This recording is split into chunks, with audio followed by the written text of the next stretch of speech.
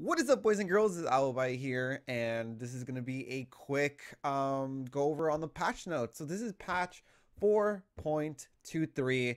It's called Rally to Rome, and this will be released next week on either Monday or Tuesday, depending on when Hi-Rez decides to release it. So we're just going to go over the patch notes, go over the changes that are hitting us this patch. It's not going to be a very heavy patch, just because Worlds is coming up, so I don't want to change the game too much, just for the professionals to get adjusted to the game. So we're gonna start off with skins first. We have this.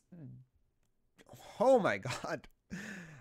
This is it's called Defiant Bologna. It's gonna be an Odyssey. Yeah, it's gonna be an Odyssey exclusive.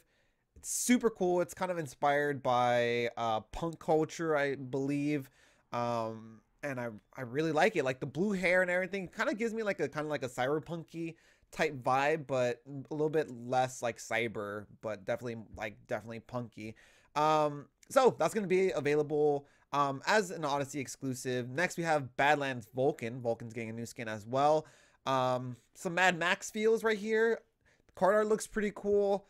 I don't think I'll be getting the skin just because doesn't look too different from some of the other Vulcan skins that are already out, but other than that, like the skin or the design is pretty cool, and if you're a Vulcan fan, I'm sure you're gonna go ahead and grab it. So that's also gonna be an Odyssey exclusive. Next we have Order and Chaos Hell. This has been a skin concept that's been around for a really long time, with the whole Order and Chaos like theme in Smite.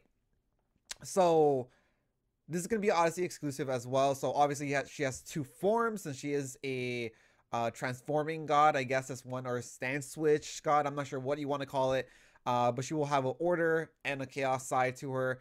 Order seems to be kind of like this more like ethereal water based, I'm guessing, from seeing this water on her right hand side. And then her chaos side is going to be more of a fiery red with this fire on the left hand side. So this skin looks really cool. This one and the Bologna skin are my favorite coming into the Odyssey, in my opinion. But again, let me know your thoughts in the comments down below. Next, we'll go. Ares is getting a new skin, Abyssal Knight Ares. The Cthulhu shield, pretty nice. Cthulhu belt buckle, very nice. The helmet gives me some like Dark Souls vibes, but obviously like is not inspired by Dark Souls. Yeah, I mean, I like the colors. I'm a big fan of purple. However, I feel like a lot of the skins this season specifically have been relying a little bit too much on like black and purple and red and purple. So I would like to see a little bit more variance. I'm not an Ares player, probably won't get this one, but it looks pretty damn cool anyways. The Cordilla is getting her mastery skins, so I think they look nice. I like the card art. The card art looks really nice as well. So I don't know. So that's that. Hell is getting a mastery skin update, so they're redoing her mastery skins, and card art looks amazing. I mean, what do you expect? It's like a dark blue with gold trimming, and then it's like a kind of like a black with gold trimming for the level 1, and then mastery 1 and mastery 5, and then I'm guessing her diamond skins are probably got redone as well. I mean, her diamond skin definitely got redone. And then also Vulcan's getting some love as well with his mastery skins, so expect those to be there. If you already own them, obviously they update by themselves and you don't have to get them. There's also going to be a new emote, a salty global emote. Don't really care too much about that. Vulcan is getting a bug fix, or an update. Basically, updated FX to be less scary for allies of Vulcan. So basically, if you're on Vulcan's team, when his ult hits the floor, it's a big boom, and it's kind of scary, I guess. It's just too loud, so it's going to be updated. So if that Vulcan is on your team and it hits, it's not like blowing up your ears, basically. Next, we go to item balances, and there's not too many here. First of all, Jade Emperor Crown is getting a nerf. They're stripping away 10 physical protection from it just because it was a little bit too strong, and it was negating a lot of the gods that rely on physical power to deal damage. So getting a reduction there to get it more in line with the rest of the items. Next, we have Gladiator Shield. Gladiator Shield as well is getting only a 5 physical protection reduction, right? it's not very big, but it's definitely a nerf. And it's again to get it more in line with other items around in the same nature of Gladiator Shield, because Gladiator Shield it's been kind of like the hot item, right, for warriors this season. So getting a little bit of nerf will kind of, hey, maybe I'm looking at other items instead of Gladiator Shield as, you know, a meta pick. And in the same vein, Executioner has been this kind of like the item that every hunter needs to build. So they're decreasing the physical power that it gives by 5. And again, it's to kind of, hey, go try out other items and, you know, try to getting away from Executioner. Again, it's to kind of just make other items look a little bit more appealing and kind of bring Executioner down to the other items level, basically. Next, we have Devourer Gauntlets. They're increasing the cost by 100. So instead of 2,000, it's going to be 2,100. Basically, it's an item that you could build and you could start stacking fairly early because it's fairly cheap. So instead of nerfing it or trying to tweak the stats that it gives, because it's a good item, they're just increasing the cost. So it's it takes a little bit longer for you to start stacking it. And yeah, that's basically it.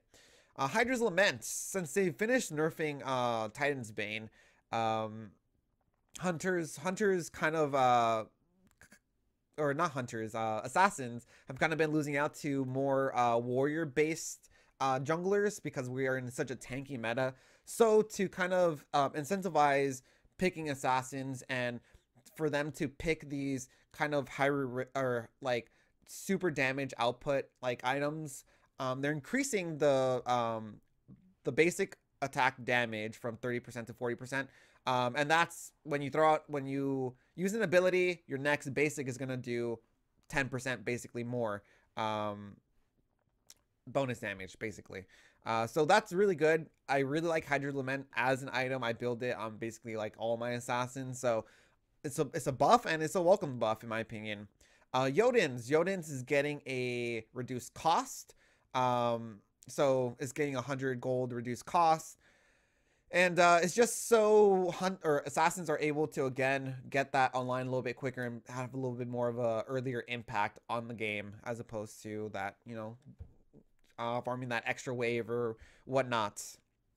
So now we're going to God Balances. Awilix is getting some adjustments. So Moonlight Charge, which is her 3 when you throw out Zuku, the range is increased from 65 to 70 units. So it's extended.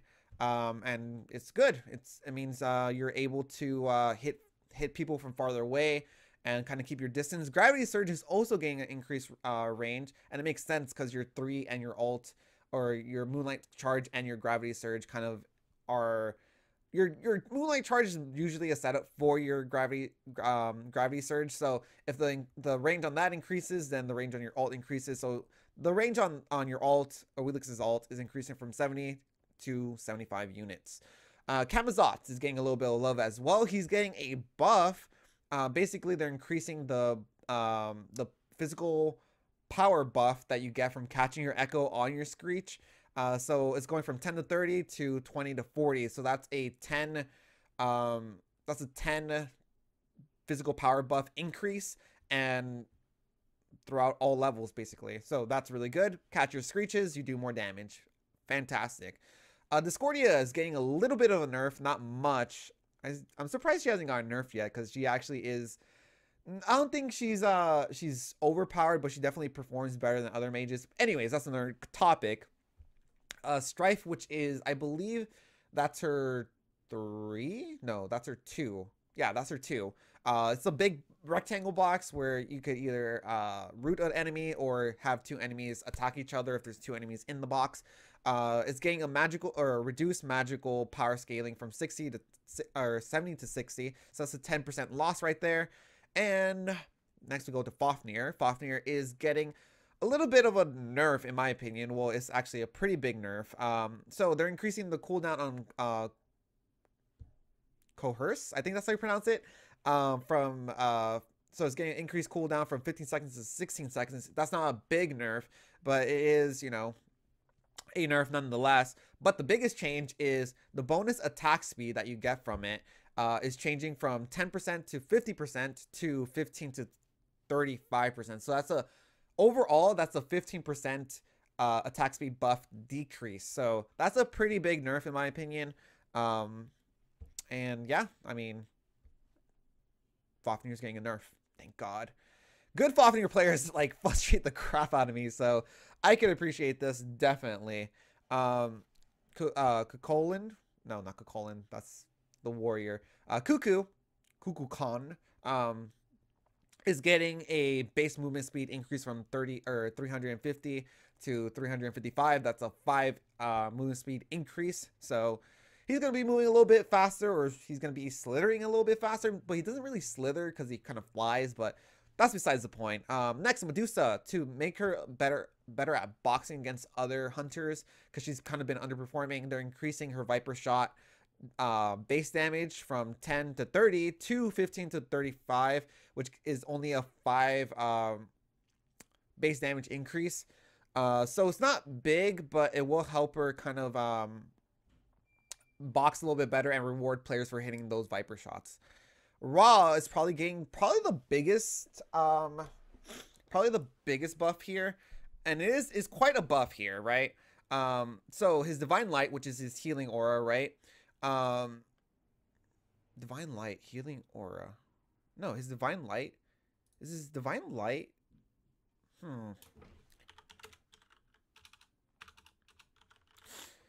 Divine Light. I think that's his 3, but at the same time he has like the thing that just flashes. So yeah, never mind. That's not his heal. That's, yeah, his Divine Light is the flash that blinds enemies. So that's my mistake, my bad. It's getting a damage increase, a big damage increase.